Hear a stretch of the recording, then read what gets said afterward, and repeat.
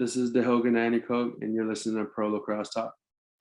Right off the bat, there's Lyle Thompson. Courier, Bogan. Carly O'Miller showing off those shifty skills. Driver driving hard down the alley, and he scores. What a goal from Josh Bird. Caleb Trainer Flips and scores. What are you kidding me? By Dylan Ward. Gets topside wrap. Oh, scores! Welcome to Pro Lacrosse Talk, your go-to podcast for interviews with professional players, coaches, and executives, as well as the latest news and analysis from all three professional lacrosse leagues. Now, here's your host, Hutton Jackson. Today on Pro Lacrosse Talk, I'm lucky to be joined by Tehoka Nanticoke, forward with the Buffalo Bandits in the NLL, and attackman with the Chaos Lacrosse Club in the PLL. We're recording this following a dominant win against the Georgia Swarm. You recorded 5 points in the win. Tehoka, how's it going today? Living the dream every day, baby. Happy to be No, here. I like that. And you guys locked up the top seed in that win. You got a game coming up against Toronto in a week. That's going to kind of wrap up the regular season, but you know what your kind of playoff fate is other than knowing who you guys are going to play. But talk about just this big win against Georgia and kind of wrapping up the season before heading into the playoffs. It was a big win for us as a team. We needed it. We were 0-2 in our last game. In our last 3 games there, so we needed a comeback win, and we wanted to make a statement that we won to get first place. We didn't have no one lose to become first. It was more of a let's go assert our dominance right now and become first right now, so we can lock up Bandit Land for throughout playoffs, and that's huge. Yeah, no, and you guys certainly did lock that up. And I know you've talked about in the past about playing in the NLL has been a dream come true for you. You were drafted number 3 overall in the past draft by Buffalo. Taking back to draft day and hearing your name called by Buffalo. I couldn't have wrote it any better, or still being written, but I was surrounded by the closest people that I love, my mom and my brother and my nephews and nieces. And then I just kind of soaked it all in, got to sit there and just waiting for my name to be called, and that was an amazing memory, and I'm probably going to be one of my top memories being drafted here to Buffalo, and especially like the history I have throughout Buffalo and growing up a Bandit fan, coming to games, being a ball boy when I was younger, like dream come true. Is like since I was little, wanting to play in the NLL and being in the locker room, being in the hallways, watching everybody's day to day. It's just kind of like it's everything I dreamed of. I pictured everything. I've seen it as a kid, and every day someone says, "What's up?" It's living the dream every day, getting better every day I can, and just living the dream. Yeah, no, that's awesome. And you get to play for a legendary Bandits player, arguably the greatest NLL player of all time, John Tavares. Talk about being coached by John, and what has kind of been, some of the pointers that he's given to you when he welcomed you guys, he welcomed you into the team. JT's a legend. JT, I got his jersey hanging up in my room right now, and it's a large, but I had it since I was 10 years old, so it still fits. That's another dream come true. You couldn't write a better coach to even welcome me in, to trust me, to believe in my talents, and to believe in who I am. And I got the opportunity to play for him in Six Nations for the Chiefs, and even watched like highlights of him back then, watching his game. And like my brother, who's 10 years older than me, who taught me how to play, watched and grew up watching JT play. So he kind of like tried to teach me everything he could about his game. And it's just awesome coming in to play for him. And then he's like, just play your game, trust yourself. And he believes in me, and that goes a long way when it's coming from the GOAT. Like, that's just, you get to go out every day to literally live the dream and play lacrosse how you've been playing your whole life. Absolutely. And you've been doing pretty well. You just hit the 50-point mark as a rookie last weekend. Pretty impressive stuff. How have you developed so much chemistry though with your fellow Bandits teammates? It's crazy because like all these guys I've somewhat known them before, or definitely watched like the offensive guys playing the PLL the last 3 years. And I'm a teammate where I like to like play off the tendencies of my teammates. And so I study their game a lot, just watching, and I see the small different tendencies that everybody does on the offense. So I thought I was able to just come in and kind of find my role and still trying to find it. And every day just going and playing together. And that's what's scary about our offense is that's all we want to do. We just want to get better every weekend. And we believe every weekend we can get better. And it's been an easy transition for the most part. Like everybody's everything I expected, and the team is just falling into the right spot as we get into the playoffs here. No, absolutely. You guys are electric to watch out on the floor. And you actually get to play with some of these guys in the PLL this summer on the Chaos. Talk about getting the call from Coach Andy Towers and your excitement in playing for the Chaos and a lot of your fellow Bandits teammates this summer. Yeah, that was awesome. That was we were packing to get on the bus to drive up to Albany for a game in Albany, and I like when he told me, I just like kind of was like, wow, it just happened, and I didn't even know what I packed for the game. It was like, do I have everything getting on the bus? And, but like it's pretty cool to get a call and literally just walk out my door and tell Chris and tell Josh and tell Fraze like, yo, we're teammates on 2 teams now. And they're just like, wow, like, congrats, like that's awesome. And it's another crazy thing that I watched them play the last 3 years and kind of see what Andy did without the team and how the style kind of got to where it's at now. And that's just another way of lacrosse that I grew up playing. To like just have fun, go do what you got to do, 2-man up and down the field. And I can't wait. It's gonna be a fun summer for sure.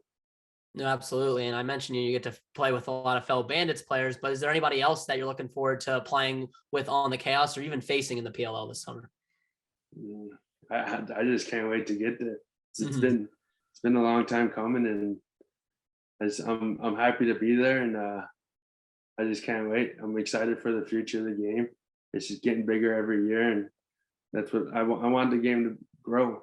Like every year, grow, get better, and I'm excited what Paul and Mike did over there with the PLL, and I'm excited to finally get into it and get things rolling.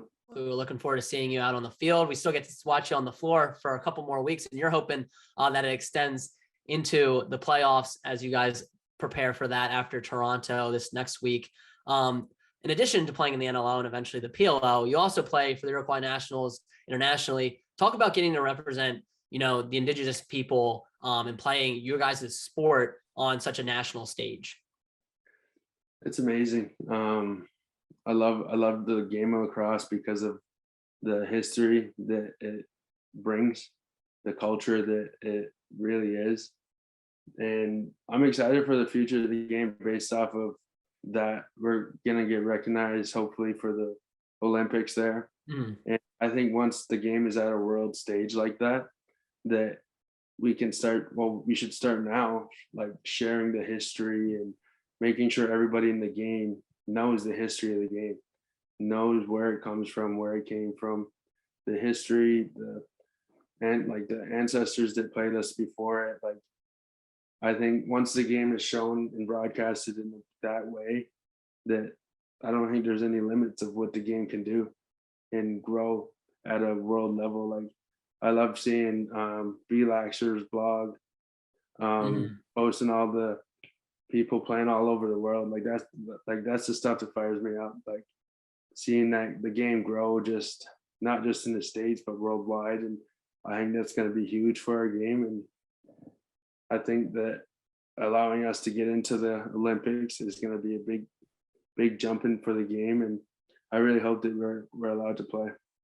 Yeah, no, and it's been great to see, the support of you guys getting into the World Games in Birmingham for, making sure that you guys are able to play, because the sport's nothing without your people. And I don't think anyone would want to play if, the Iroquois weren't invited to play in the Olympics. So definitely hope that everything goes according to plan with that. And not only have you been helping share the history of the game, you've also been a big proponent of the Every Child Matters movement, which is bringing light issues, some atrocities that were committed towards the Indigenous people. Talk a little bit about that cause and how much it means to you, and how you think someone like me or other fans can kind of get involved and help spread the message.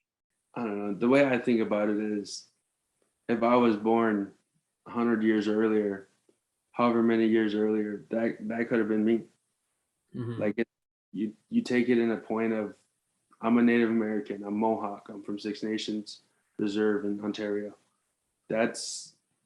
I know people that were in the school, that survived the school, and you just kind of think about it like, what if let's not let that go in history, just forgotten about. Like all those kids deserve to live on. There is no reason for all of us to, well, I don't even know what the numbers at, like, was it 10,000+ now?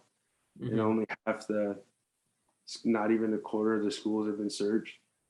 Like, you think of, break it down in numbers, like, that's a lot of my ancestors.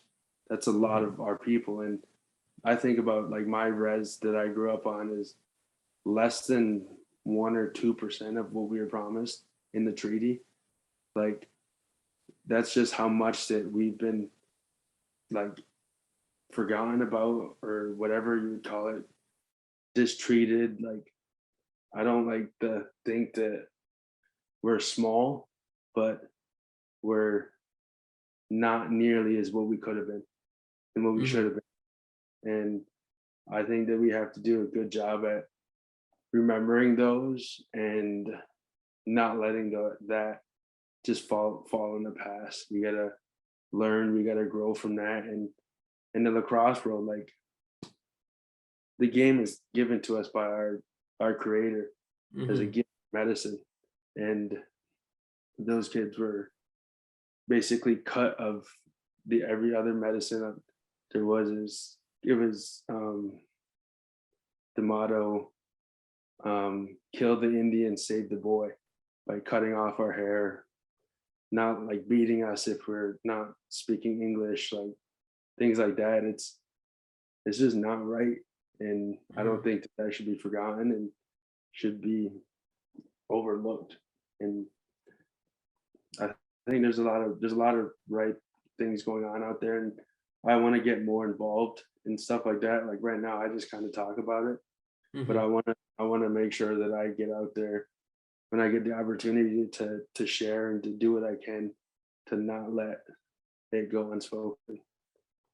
Well, I think talking about it's a big first step, because, I don't think it's something that I would have been aware of had I not been connected to the lacrosse space. And I think the lacrosse community is kind of being able to, share this with other people. And I think that's big. It's not going to undo the wrongs that were committed, but it will hopefully maybe provide some healing and help us to identify better with, Native issues that, weren't at my attention. So yeah, I definitely appreciate what you're doing for the movement, and hope more people kind of learn, the history and help future generations, going forward. But I certainly appreciate you sharing the message and speaking on it, during you guys' games and stuff like that. I think it's big.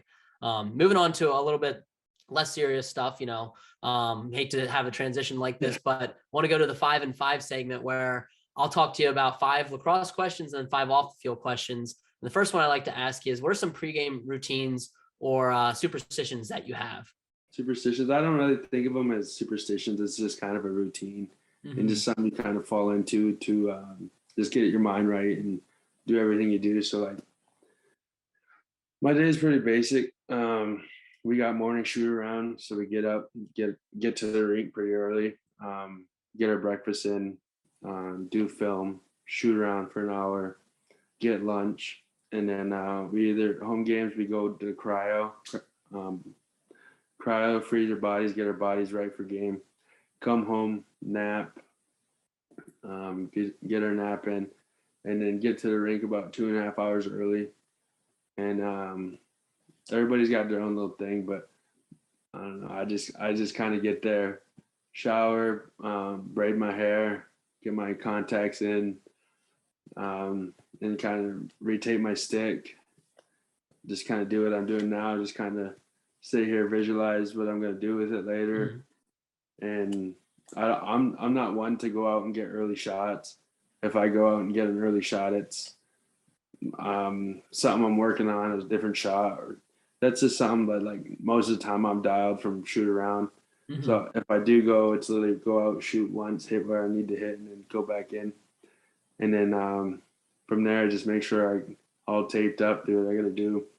And then get ready for warm-ups about hour, 25 minutes before game time. And then we go out, and then right from there, it's just all game time, game ready to go and execute what our offensive plan is and our game plan for that game. Awesome. And, you have your stick with you. What's your current stick setup? Talk a little bit about your stringing, your head and shaft. What are you rocking these days? Well, it's crazy how I switched over this year. Like, I was using the Gate Icon. I kind of had it strung up for field, just messing around with in the summers what I had, and used the same setup in Lake Placid, and then kind of just didn't really have a box stick ready to go for last summer for the Chiefs. And just kind of went into the summer with it. And then it's a little bit different than I normally like it. I like it a little bit smoother. That one had a little bit more pull to it. But every one of my sticks, I like it to – I just need it to know when the ball's coming out. So there's just a little lip there. But before our Rochester game in Rochester, I had a couple of heads getting dyed up by Hershey Lax. And this Armor Mesh, the guy who makes this mesh, sent him this stick, or he dyed the stick up Hershey dye of one mind. Native saying to me, we are of one mind, every child matter, with the heart and the other. And then he just strung this up for me and shoot around that one morning. I went tossed around. I said, if there's a couple shooters in here, I could use it. And then Dane and nobody thought I would use it. And I used it that whole shoot around. And then like last 5 minutes of it, I went to my other stick and I didn't like my other stick anymore. So I was like, I got to use this. That's awesome. And then I just never looked back since. I actually just got a replica of this back. Another one I got no shooters in my room. But I'm ready to get that one dialed in and have two identical twigs to roll into playoffs with. That's awesome. I'm actually pretty good friends with Matt with Hershey Lax dyes. So always like when I see his work or whatever, and he always does great stuff. So that's cool with the Armor Mesh. I've never really seen that used too often. So it's kind of cool to check out. It's just super soft. Okay. Like if this was made of like a pillowcase, you could like sleep on it.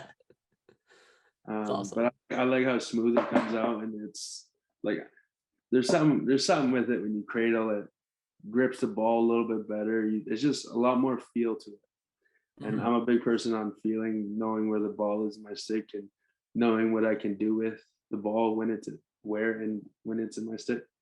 But the shaft, I go by the lightest thing that I can find. There's no real shaft preference. Just I tape my whole stick anyways. I broke 2 shafts last game. So this is just the next one up right here, String King. I normally go with a big knob. I need to keep my hand there, but I tape the whole thing with trainer's tape anyways, Johnson & Johnson, and some baby powder. And then I normally keep a hair tie on it. I keep a hair tie on it. And I think a lot when I'm playing the game. So I like to move my, like, depending where I want and depending what I'm going to do. Like, you pull your hand a little bit lower when you're going to do a low to high, or a little bit higher if you're going to push it somewhere. So I kind of just keep that there, and just something to think about when I'm playing. And I don't know, I just got used to that the last 2 years now, I guess. That's interesting. Yeah, that's kind of cool. Because I know I used to tape up the bottom of my stick where I wanted my hand, when I was shooting. But the hair tie you can kind of move around depending on does the same thing where you want it to go. Yeah, cool. Number 3, what has been your favorite venue to play lacrosse in? I think I might know this one, but I want to hear you say it anyway. It's Bandit Land. You can't beat it. Let's go. I get goosebumps just thinking about Bandit Land. It's a special place to run out. And then hearing my name first coming out the tunnel, it's every game is just all over again. Like it's the first time, and it's unbelievable. The fans are unreal. I don't know. I love it. You can't beat it. Yeah, no, definitely some of the best fans in the NLL, and I'm sure that playoff game is going to be rocking come playoff time for sure. Number 4, who's been a mentor kind of to you in your rookie season, whether that's a teammate, coach, or even someone, you know, outside of the team as well? I wouldn't say that there's even just one. I think everybody on the team, we're all grown up, so we can all talk about our game, and we all just get better every practice, and we all think about what could work, and we're all really good at adapting mid-game to something that may not be working or something that is working. But I'm playing with the offensive guys that I play with right now. It's crazy. It's anybody can go off for Dane, like 15 or 20 points, whatever that guy puts up. But like playing with Dane's a special guy. Like, and I always tell Dane, smile, Dane. When he's smiling, we're all having fun. It's a crazy team to be on, because I think the best thing about our team is we're going to get better, and we're going to do everything we need to do throughout the week to get better. Like, we're a group of eight of us that go to the gym every morning, get better. And it's like, there's nothing better. Yeah, no, absolutely. And number 5, if they made an NLL video game, who do you say deserves to be on the cover? John Tavares. Yeah, that's a good answer. That's a common answer too. But like, I don't know, like all time Johnny T, but like every other year, somebody else on the Bandits. Maybe Dane to start, right? Yeah, Dane probably could be on the last few. Yeah, absolutely. Last many. Absolutely. And then moving on to the off the field questions, who's a player in another sport that you enjoy watching? I have a few. I like the mindsets of a lot of people. Like old Conor McGregor, I guess. Like he's like when he was like younger. Kobe Bryant, rest in peace. He was a Mamba mentality. Michael Jordan. I like Michael Jordan's probably my favorite player, and I would take him over LeBron. I would. That's my one right there, Jordan. Yeah, I agree. And I know I was talking to Kyle Jackson last week, and the guys you mentioned, like having that killer instinct, you know, kind of like, you know, Kobe Bryant, like he wanted to beat you, and he wanted you to know that he was beating you, kind of. Yeah. So same with Michael Jordan and Conor McGregor as well. But yeah, I think those are some 3 good answers. Number 2, what are some hobbies or activities you enjoy doing when you're not playing lacrosse? I like to play golf. Yeah, that's about it, really. I like going to the movies. I like bowling. I like a good steak somewhere. Like long walks on the beach. Yeah, there you go. There's a lot of things. There's a lot of time to, I don't know, hike. You mentioned long walk. So you mentioned long walks on the beach. Is that your favorite spot to vacation, the beach, or where do you like to vacation? Well, living in Florida 3 years at IMG, I like the beach obviously, but you can never go wrong with like a mountain hike or like I've only been skiing once, but it was pretty fun to do out in Colorado. Went down a Black Diamond my first time. Oh wow. But it's very similar to skating. So I played hockey a few years growing up. Awesome. And then you mentioned a nice steak. What's your favorite meal? I'm curious if it's that. And then do you like to dine out or cook at home? Oh, I wish I could cook at home. I try to. I make a nice breakfast, but that's about it. I can make nice steak actually on the grill. But my go-to every birthday, I want lasagna and mashed potatoes. Nice. Yeah, that's like my birthday meal, but you never go wrong with a nice ribeye and some loaded mashed potatoes. No, absolutely. That sounds delicious. And then my final one, you mentioned you like movies. We like to ask, what's a book, TV show, movie, even maybe a podcast that you enjoy binging right now? Ooh, right now. I don't know. I like shows on Netflix. I really only watch Netflix and turn on a show or a movie, but Marvel, you never go wrong with a Marvel movie. And most people would never guess my favorite Marvel movie, and I don't think nobody will. So I'm gonna keep that a mystery. But there is a Marvel. Oh, I love Marvel, so Yeah. Definitely a big fan of that. What do you think of the new Thor trailer that just came out? I actually haven't seen that yet. I haven't been much into the movie lately, but I want to take a look. Yeah, it dropped. It dropped a few days ago, or maybe it was yesterday. It seems like it was a couple days ago now, but yeah, it was pretty good. I'm looking forward to. I love whatever Marvel cranks out, so I'm a big Marvel fan as well. That wraps up our 5 and 5. My final question I like to ask before we end the interview is, what is some advice that you have for a young player looking to one day play lacrosse professionally? Believe in yourself, and get better every day. My favorite thing I like to say is be you, be great. That's all you can do is be yourself and be as great as you can be every day. And that's something I say a lot to everybody is be you, be great. That's just a little motto I like to remind myself is I got to be myself, and I'm the only one that can do what I got to do to be where I want to be. No, I think that's awesome. Be you, be great. I love that.